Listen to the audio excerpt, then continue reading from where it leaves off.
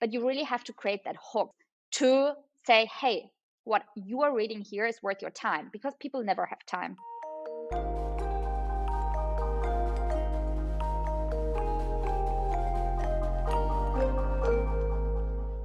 Laura Lewandowski was voted one of the top 30 under 30 journalists. In today's episode of Creators on Air, Laura shares the journalism skills that helped her to engage audiences online so that she could grow her business. So I'm a journalist, born and raised, so to say. I've worked for the German press agency until I quit my job and really decided to jump in the cold water. I was not really knowing what I was doing. And back then, the term creator didn't even exist.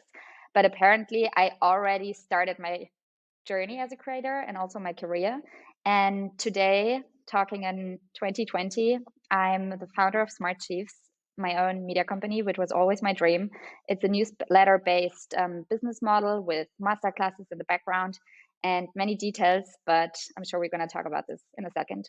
Yeah, definitely. So tell me about leaving your job. Like, you said you didn't really know what you were doing. So what gave you the courage to already leave your job? Yeah, this is a very good question. I worked in a very competitive environment amongst journalists. And I really have to admit, like my colleagues, they were like heavily into politics, economics, and like all the very hard stuff. And I was always interested in certain topics, but I realized I'm not going to be the journalist knowing the shoe size of every politician. So very early on, I went deep down in social media. And back then, the German press agency, the biggest news agency in Germany, they didn't have their own social media department. So it was me building a team up. And we had over 1,000 people working in the company. And back then I was a trainee, the small fish in the big pool. But because of my new position, which was directly under our CEO and just created for myself, basically, I gained very quickly big reputation. Everybody knew my name in the company. And I realized that I basically had my own startup in the company because I was creating the content. I was setting up the social media department. I was thinking about the first ideas we can sell. I was selling them to companies, and our first client was a very big TV channel here in Germany. And back then I was only 25 years. So I was really happy. And I was also very hooked because I realized I can do so much more than just being a journalist.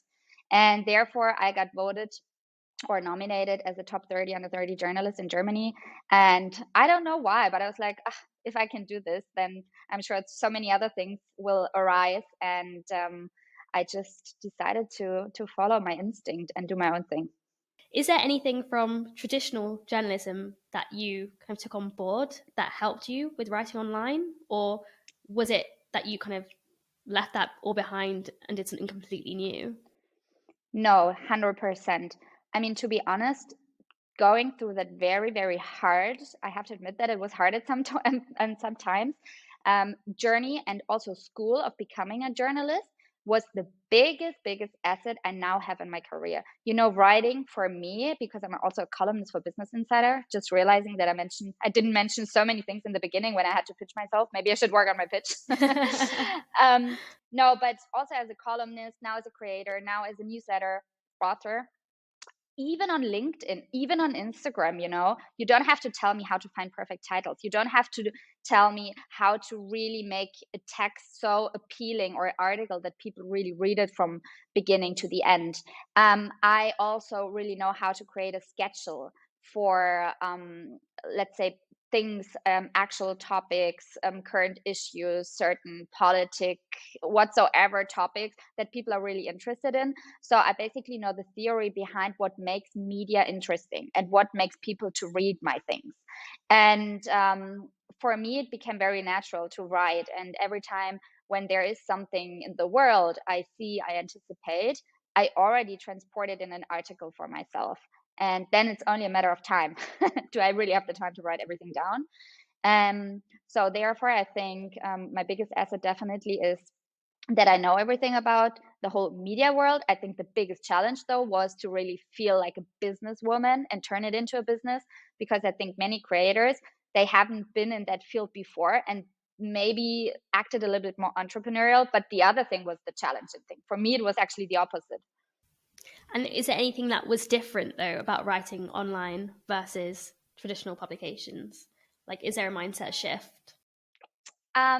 So what I really learned, I mean, back when I worked for the German press agency, you have to imagine, for everybody who doesn't know the idea of a news agency, we are on top of everything. We have to be the first ones to get the news and then transport it into an article, and then we are basically delivering articles to all kind of online magazines, newspapers, offline, print, podcasts, radio. So we really have to make the news. It's not really on us to judge things, or to give an opinion on things. We are more the raw facts.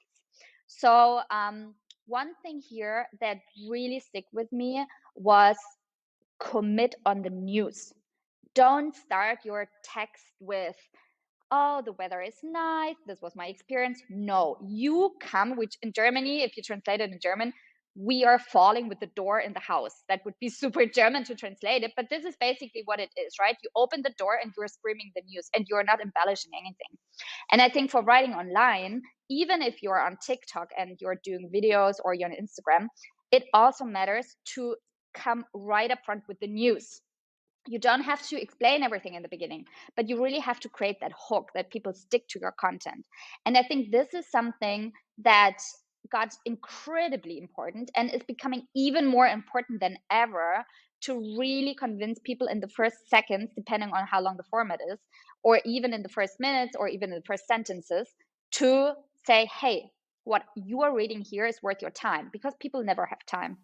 So when we published things, it was never only for print or offline or podcast or radio, it was for everyone. So no matter where you were as a journalist and you got our news, you really needed to know in the first line, in the headline, is that interesting for me or not? So when I back then started my column on Business Insider, I was really getting into opinion led articles, right? So I could really share my experience. It was basically about new work, self exploration, a little bit in the Tim Ferriss direction, I would say, testing productivity hacks, etc.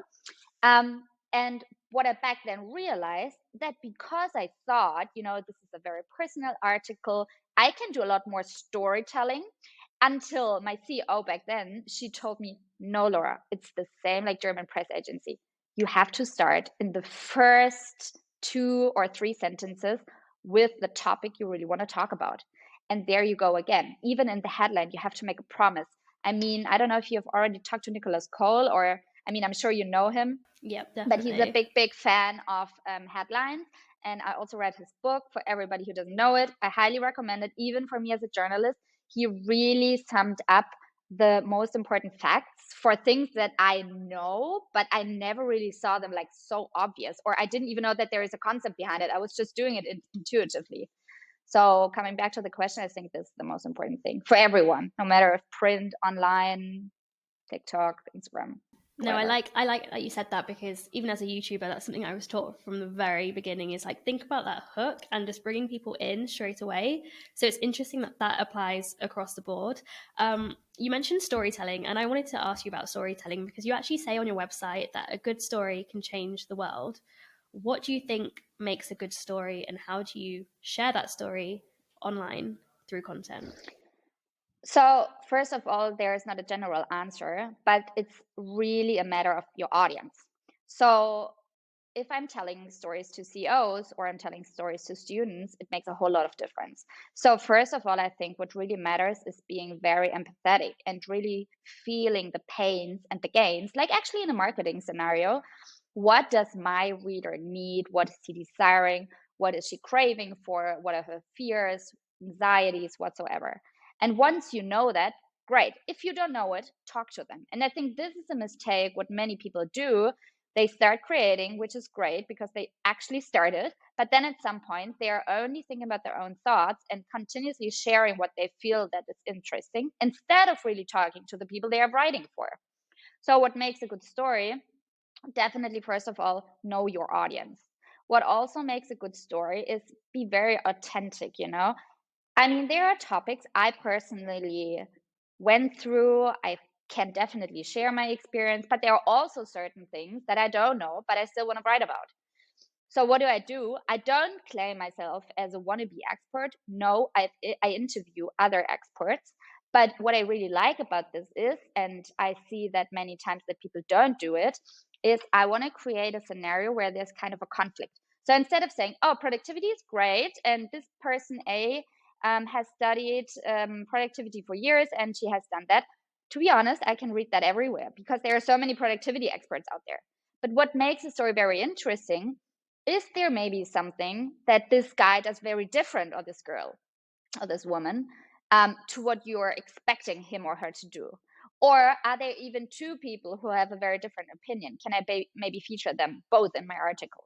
And also, what I think makes a story very good, if you have different resources. So even in the German press agency, there was never an article leaving our desk when you didn't commit to the rule, always ask 3 sources.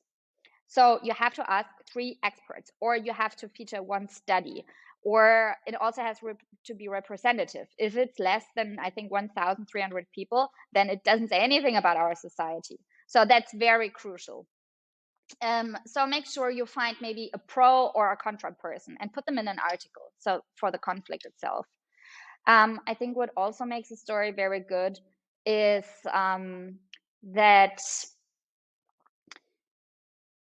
you are not overwhelming people with information. And again, I'm coming back to the question, what you really want to say.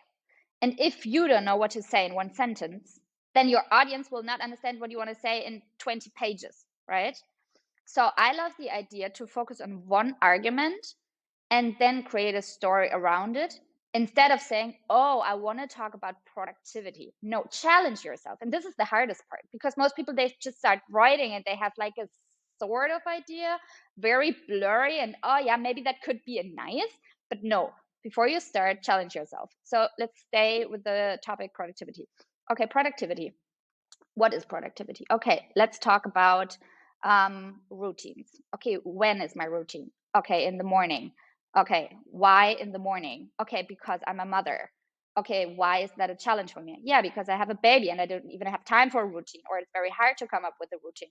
Okay, and why do I need a routine? Okay, because I'm a self-employed mother who also has to work on her business. So I have only 1 hour to focus. So, from productivity to how I invest my time very consciously, being a mother and start juggling work and baby at the same time when I only have 60 minutes. This is how I move my business. So this is very, very concrete. And then I can dig into the topic itself. What really helps me? What do I really need? What's the challenge behind that? And are there any other mothers who have the same problems? Can I even interview and feature them? And you realize like there's still so much content, even if you narrowed it down so much. But this is the key, so that people easily understand it. But if you come like productivity, I want to have routines as a mother for more from Monday to Friday, and for work and baby and business, too much. Like nobody will follow you, Yeah. No, I love Yeah. that. I love that you've kind of focused on having an angle and then incorporating other sources. I've never thought about doing that for content, and I think that's just such a clever idea. I want to talk to you about your newsletter now, because you said at the beginning of the call that your whole business is based around a newsletter model. What does that even mean? Like, how does that work?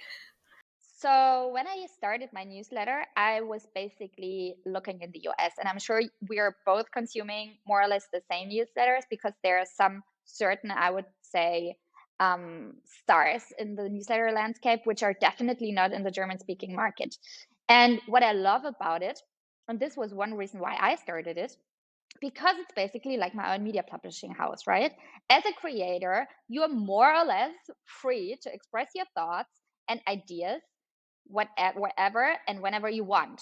And nobody is telling you, no, this is not good for our newspaper. This is not matching our program and the radio show. And I mean, I've had that, obviously, because I had to follow a certain image for Business Insider, for whatsoever. And this is not even a problem. But for me, I had so many small ideas that I was like, I don't even want to ask if I can publish them. I just want to hit the publish button.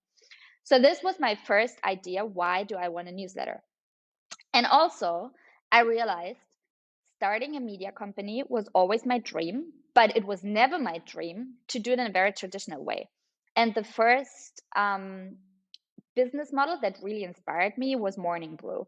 And I've been following Alex Lieberman and Morning Brew for quite a while, even before they went to Axel Springer and got sold. Um, So I love the idea that they really start very niche and that they created curated content for a very young business driven and business interested audience. So I was like, okay, why can I not do the same? Because print, I don't think even print is dead, because I personally love print as well. But for me, it was a very smart and also efficient idea to publish without having crazy costs. So I realized I can set up a newsletter very easily, very cost efficiency. I don't need that much money. I can choose my own audience. I can choose my distribution channels.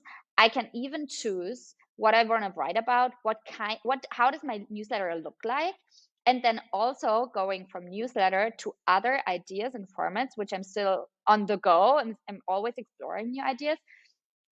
Really thinking about the back office business. So masterclass, I have done that. You can do affiliate links. Maybe you can even integrate your own shop with your ideas. I mean, basically the beauty of creator business, people follow people, and you with your business and your being of a creator, you can create a safe space for a community. And I once read an amazing quote, and I love that.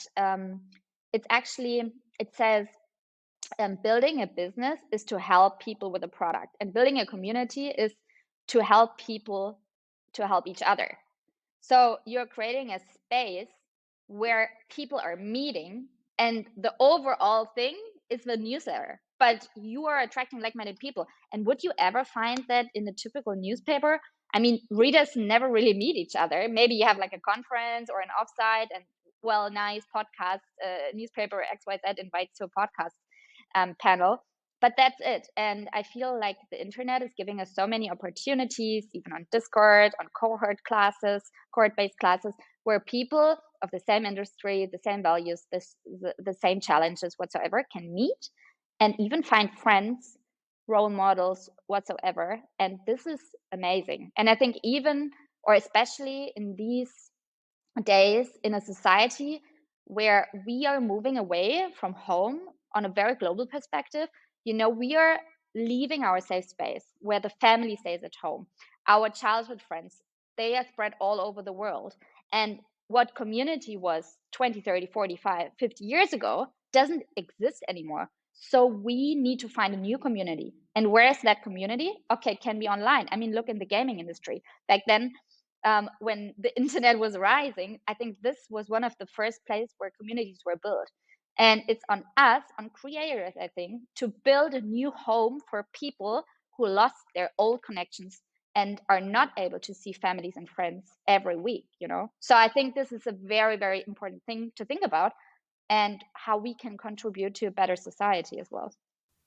I love that. I love that so much because being a creator, my favorite thing about it is the connections that I've made, not even just with my audience, but with other creators. But I'm interested, especially with newsletters, how did you, first of all, decide who your audience was, then attract them, and then turn that audience into a community through your newsletter?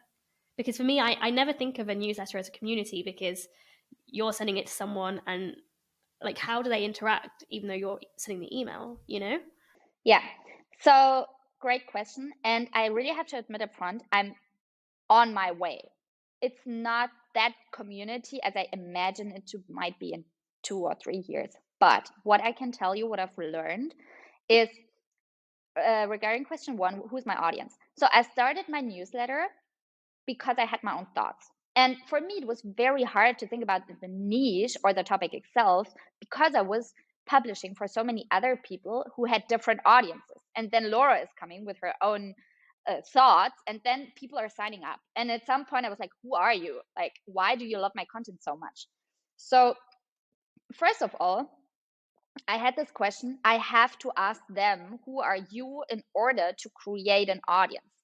Until I changed my mind, because I realized my audience is the ones I decide to be the audience. I don't know if that makes sense, but if I'm saying I'm creating very intentionally for mothers in business, this is not my audience, but just an example, then automatically these people will follow, because this is my North Star.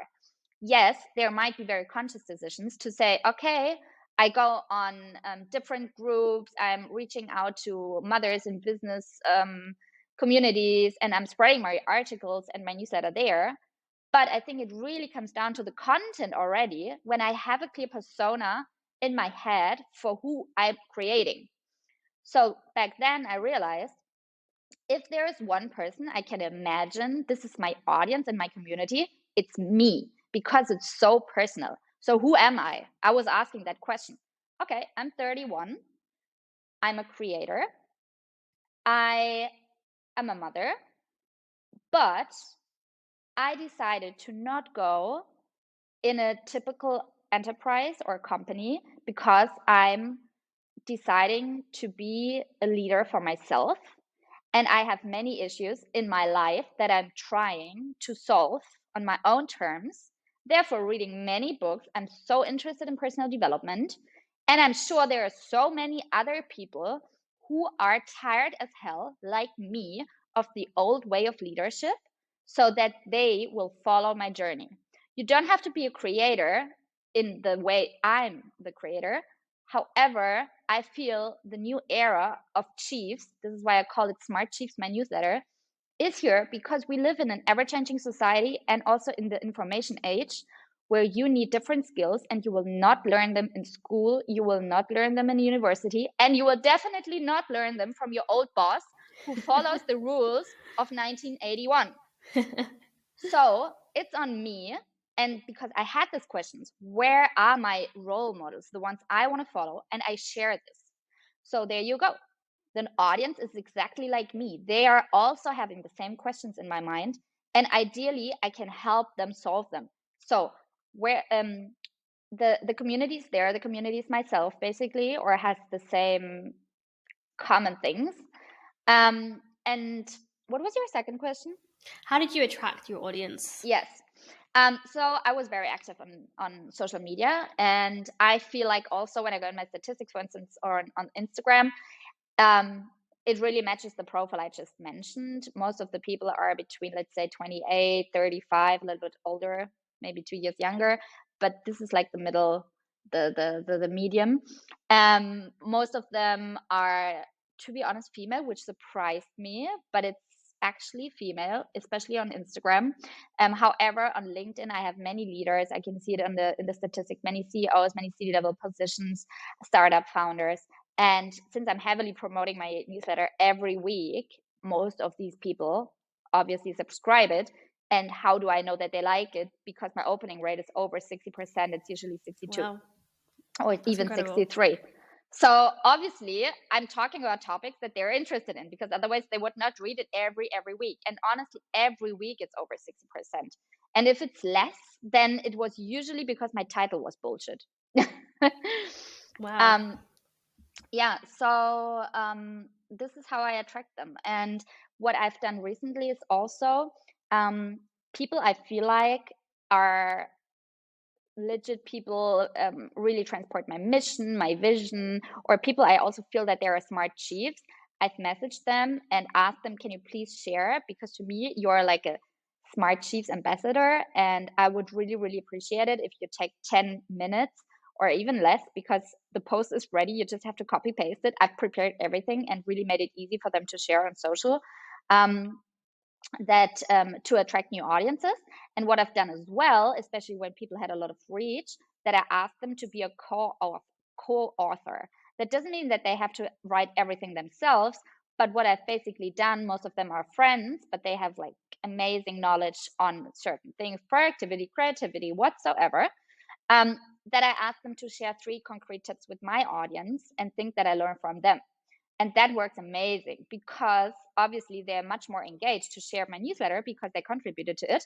And our deal is whatever, whenever they have a project or a new program coming up, I'm promoting it in my newsletter to a new audience that they're not reaching yet. Mm-hmm. And does your newsletter follow the same structure every week? And what is that structure? The structure is first, I have a quick, let's say, reflection topic, things that I'm very curious about.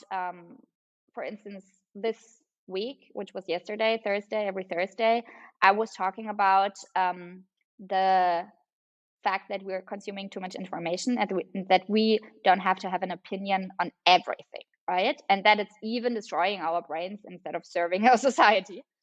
So the structure is basically I'm coming up with a certain topic, talking about my own experience, sharing advice from others, sharing my own advice, coming to a conclusion. Very, let's say, on point, very sharp, no blah blah. I really want to make it snackable and easy to digest. Very important. Then I'm sharing 5 links of the week that I'm currently interested in. I have to admit, this is not only about the topic I'm talking in that week, but mostly things I just love and consume as a modern leader. Then I come up with a quote. Sometimes I have discount codes for the community that from products of friends or other companies I really feel they make sense. And that's it, I think. Yeah. Quotes, links, content. And like you said, your open rate is insane. 60% is incredible. What is it about your titles? Like how, like for example, that newsletter you were just talking about, what was the title for that?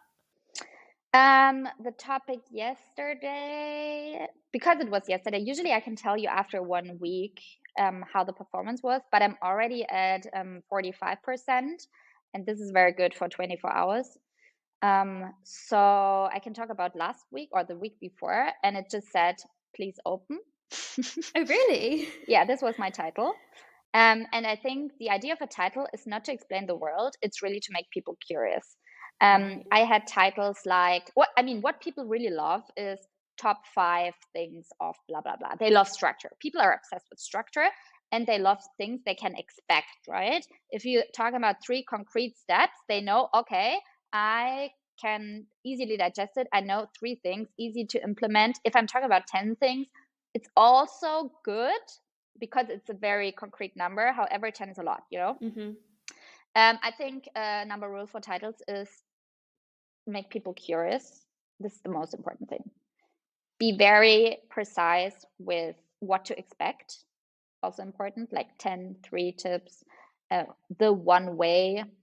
Yeah, if I think about it, I think these are my 2 most important rules. No, that's really good advice. I feel like I need to take that on board for my newsletter as well.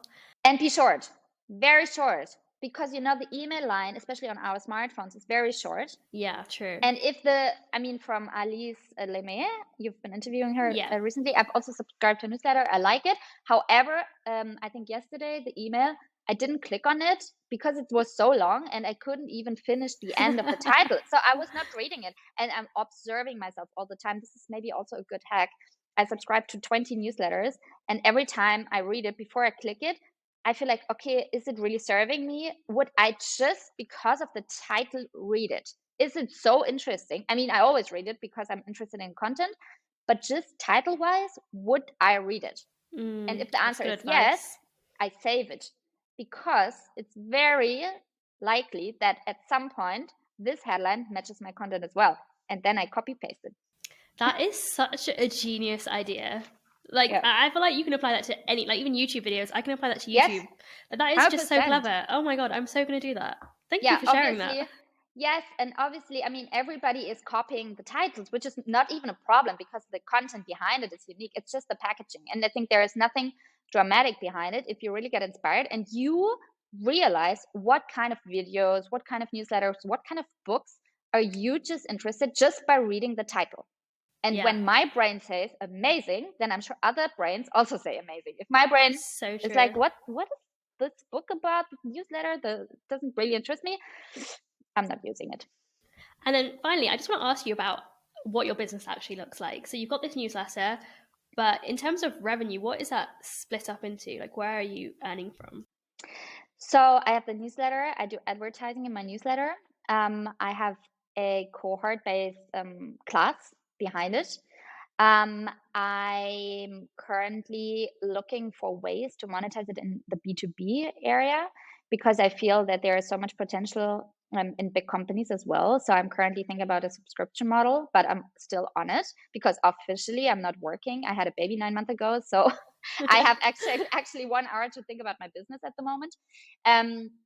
While I'm setting up, let's say, the scalable business model behind it. I'm basically earning my money to invest in this automation models with keynotes, with my personal brand. Recently, I had a big event with Audi, the car company. And it was a collaboration with my newsletter. So what I'm also doing is hosting events with big companies to really attract people to the topic itself, of course, but also for reputation and credibility. And it was really amazing. I mean, got so much attention. It was a Smart Chiefs Audi event, working smart, not hard, Wow. during a big startup conference here in Germany. And since I was also doing many events before with Google and Facebook, or Meta now, in the past years, I'm very well connected in that space. So I think Mm-hmm. I'm exploring a lot of different ways, automizing, but also in live events, to be honest, to really feel that, okay, I'm just writing online, but it makes a difference in people's life, and I meet them and Yeah. I see them, and I need that also, because otherwise I'm really bored in front of my laptop. No, I love that. And how many subscribers do you actually have for your newsletter? I don't think I've ever asked. Almost 10,000. Oh my God, wow. And how long did that take to grow? Well, I'm not at the 10,000 yet, but going very close. It took me 2 years. Okay, Yeah, but amazing. I have to admit that only everything came organically, and only for like 2 or 3 months, I'm proactively thinking about reaching out, what I just explained, Hmm. to other ambassadors, sharing my newsletter, but everything else was really organically. Okay, so I'm going to finish off the call with a quick fire round. So I'm going to ask you 5 questions that I ask every creator that comes on air, and just answer the first thing that comes to mind. All right. What's your favorite thing about being a creator? That I can live from my creativity and organize my time on my own terms. What's something that gives you a lot of inspiration for your creative work?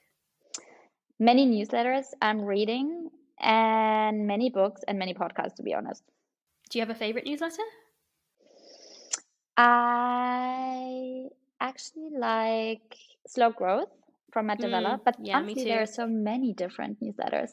I cannot decide. I mean, I'm also consuming a lot of Ali Abdal's content, or Publish Press, or yeah, I would say many famous ones. But oh yeah, there is a very good newsletter. It's even in English, but it's from a German guy, and it's about productivity. But he's a doctor, and he did a lot of research in focus and stress management. And I think the newsletter is called Ultra Productive.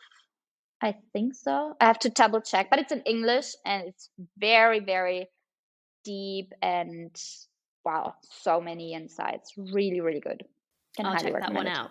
Yeah, Yeah, thanks for recommendation. yeah. What's one tool that helps with your creativity? Being alone and working out. And funny, sometimes drinking espresso. I don't know, but the caffeine does something to my brain. I get really excited, and caffeine plus working out, I don't know, create 10 newsletters after it. I love that you've answered with that, because I feel like most people just answer with like Notion, and that's like the most common answer I've ever had. I love that you've kind of gone for like physical things like Yeah. coffee. That's great. Yes, Um, what's something that 100%. helps with your work-life balance? To be honest, my baby, even though many people think that babies are obstacles, it's actually the opposite, because she keeps me away so much from work. And at least for 8 hours, I'm not allowed to touch my phone, because I have the self-made rule that I don't want to be on my phone when I'm with her. So obviously, I'm not playing all day with her, but my mind is wandering around, and I'm not on my phone, but I'm seeing things differently. I'm reading things, and I feel like this is the greatest benefit, to be not on my phone Yeah. all the time. No, it's Yeah. good that you've got a reason to not be on everything. That's so Yeah. good. Yeah. And what's one piece of advice that you would give to other creators? So I think my biggest advice is really, if you are committed to become a creator, um, start to delegate things very early on, because otherwise you end up in a burnout. Look for role models in the industry, other creators that you really love, and dig in their business model. What are they doing? What can really serve you? How are they doing it? How many people are working for them? and yeah, try to copy it more or less, because in the end it will always end up to be your own business, but that's what really, really helps. And definitely work smart, not hard, and create the rule for yourself that you don't have to work and publish every week. I think what really matters for all kind of media businesses, there are breaks in between. I mean, even for podcast hosts, you have maybe 3 months of recording and then you do a break for 4 weeks. Why don't you do that as a creator? Fuck the algorithm. If the content is great, it doesn't matter. And I have the proof, because I wasn't online for 2 months at all, not LinkedIn, not social media, never, nowhere. And my first post after giving birth hit 1.5 million views and went viral because it was about motherhood. And it was so interesting that nobody cared if I was online or not. That's incredible. Okay, that's good. That's reassuring. I think a lot of creators need to hear that. So Yes. thank you for sharing. Laura, it's been amazing talking to you, finally. Thank you so much for coming on air with us. Thank you so much, Akta, for the great questions. And I'm looking forward for the next interview when I hit the 10K. Definitely, we'll get you back on for sure. Please. Bye. You can find Laura on her website, Instagram, LinkedIn, Twitter, YouTube, and of course her newsletter, Smart Chiefs. And if you are a creator, check out Passionfroot. We help you to manage sponsorships, collaborations, and payments all in one place. Thank you for listening in to our conversation, and I'll see you soon.